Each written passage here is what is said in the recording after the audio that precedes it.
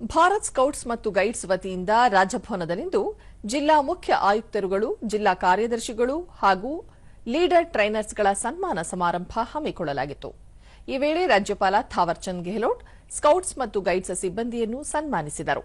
ಈ ಸಂದರ್ಭದಲ್ಲಿ ಭಾರತ್ ಸ್ಕೌಟ್ಸ್ ಮತ್ತು ಗೈಡ್ಸ್ನ ಮುಖ್ಯ ರಾಷ್ಟ್ರೀಯ ಆಯುಕ್ತ ಡಾ ಕೆಕೆ ಖಂಡೇಲ್ವಾಲ, ಭಾರತ್ ಸ್ಕೌಟ್ಸ್ ಮತ್ತು ಗೈಡ್ಸ್ನ ಮುಖ್ಯ ರಾಜ್ಯ ಆಯುಕ್ತ ಪಿಜಿಆರ್ ಸಿಂಧ್ಯಾ ಸೇರಿದಂತೆ ಹಲವು ಗಣ್ಯರು ಭಾಗಿಯಾಗಿದ್ದರು.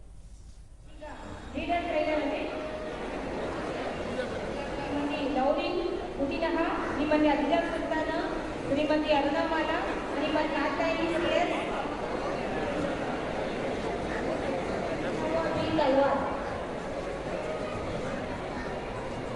ನಾವು ವಿನಂತಿ ಮಾಡಿದಾಗ ಬಹಳ ಅಭಿಮಾನದಿಂದ ನಾನು ತುಂಬಾ ಆಂದೋಲನ. ಬಳಿಕ ರಾಜ್ಯಪಾಲ ಥಾವರ್ಚಂದ್ ಗೆಹ್ಲೋಟ್ ಅಭಿವೃದ್ಧಿ ಹೊಂದಿದ ಭಾರತದತ್ತ ಸಾಗುತ್ತಿರುವ ಸಂದರ್ಭದಲ್ಲಿ ರಾಷ್ಟ್ರಕ್ಕೆ ಸೇವಾ ಮನೋಭಾವದ, ಶಿಸ್ತಿನ ಮತ್ತು ದೇಶಭಕ್ತಿಯ ಯುವಕರ ಅಗತ್ಯವಿದೆ. ಸ್ಕೌಟ್ಸ್ ಅಥವಾ ಗೈಡ್ಸ್ನ ನಿಜವಾದ ಪ್ರತಿಫಲವೆಂದರೆ ಸಮಾಜಕ್ಕೆ ಸೇವೆ ಸಲ್ಲಿಸುವುದಾಗಿದೆ. ಭಾರತ್ ಸ್ಕೌಟ್ಸ್ ಮತ್ತು ಗೈಡ್ಸ್ ಲಕ್ಷಾಂತರ ಯುವಕರನ್ನು ಸಮಾಜ ಮತ್ತು ರಾಷ್ಟ್ರಕ್ಕೆ ಸೇವೆ ಸಲ್ಲಿಸಲು ಪ್ರೇರೇಪಿಸುತ್ತಿದೆ. ಅಭಿವೃದ್ಧಿ ಹೊಂದಿದ ಭಾರತ ನಿರ್ಮಾಣದ ಹಾದಿಯಲ್ಲಿ ದೇಶಕ್ಕಾಗಿ ಸೇವೆ ಮಾಡುವ ಮನೋಭಾವ ಹೊಂದಿರುವ ಯುವ ಸಮುದಾಯದ ಅಗತ್ಯವಿದೆ ಎಂದು ಹೇಳಿದರು. ಭಾರತ್ ಸ್ಕೌಟ್ಸ್ ಮತ್ತು ಗೈಡ್ಸ್ 100 ವರ್ಷಗಳ ಪರಂಪರೆಯನ್ನು ಹೊಂದಿದೆ. ಮಕ್ಕಳು ಮತ್ತು ಯುವಕರಲ್ಲಿ ದೈಹಿಕ ಸದೃಢತೆ ತುಂಬಲು, ನೈತಿಕ ಮೌಲ್ಯಗಳ ಸಮರ್ಪಣೆ ಮತ್ತು ನಾಯಕತ್ವ ಕೌಶಲ್ಯಗಳನ್ನು ಬೆಳೆಸಲು ಶ್ರಮಿಸುತ್ತಿದೆ. ಸೇವೆಯೇ ಧರ್ಮ ಎನ್ನುವ ಮನೋಭಾವದಿಂದ ಪ್ರೇರಿತವಾದ ಆಂದೋಲನ ಸಮಾಜಕ್ಕೆ ಮಾರ್ಗದರ್ಶಕದ ಬೆಳಕಾಗಿ ಕಾರ್ಯನಿರ್ವಹಿಸುತ್ತಿದೆ ಎಂದು ತಿಳಿಸಿದರು.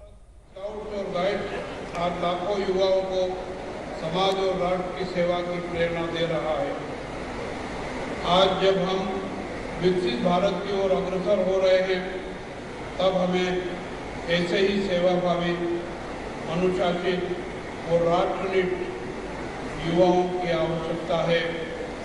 मैं आप सभी से आग्रह करता हूं कि आप स्काउट गाइड की शपथ को जीवन भर निभाएं और दूसरों को भी प्रेरित करें. ಈ ವೇಳೆ ಅಧಿಕೃತ ವೆಬ್ಸೈಟ್ ಅನ್ನು ಅನಾವರಣ ಮಾಡಲಾಯಿತು.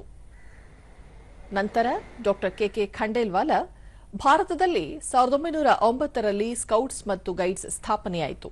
ಪಿಜಿಆರ್ ಸಿಂಧ್ಯಾ ಅವರ ನೇತೃತ್ವದಲ್ಲಿ ಇಡೀ ದೇಶಕ್ಕೆ ಕರ್ನಾಟಕ ಸ್ಕೌಟ್ಸ್ ಮತ್ತು ಗೈಡ್ಸ್ ಮಾದರಿಯಾಗಿದೆ. ಇಂದಿನ ಯುವ ಪೀಳಿಗೆಗೆ ಪರಸ್ಪರ ಗೌರವ, ಶಿಸ್ತಿನ ಜೀವನ ಮತ್ತು ನಾಯಕತ್ವದ ಮೌಲ್ಯಗಳನ್ನು ಸಾರುವ ಮೂಲಕ ಸ್ಕೌಟ್ಸ್ ಮತ್ತು ಗೈಡ್ಸ್ ಇಂದು ಚಳವಳಿಯಾಗಿ ರೂಪುಗೊಂಡಿದೆ ಎಂದು ಹೇಳಿದರು. Persisted because you know that a smile of a scout child, the discipline of a young guide, or the dedication of a rower is worth ounce of the efforts.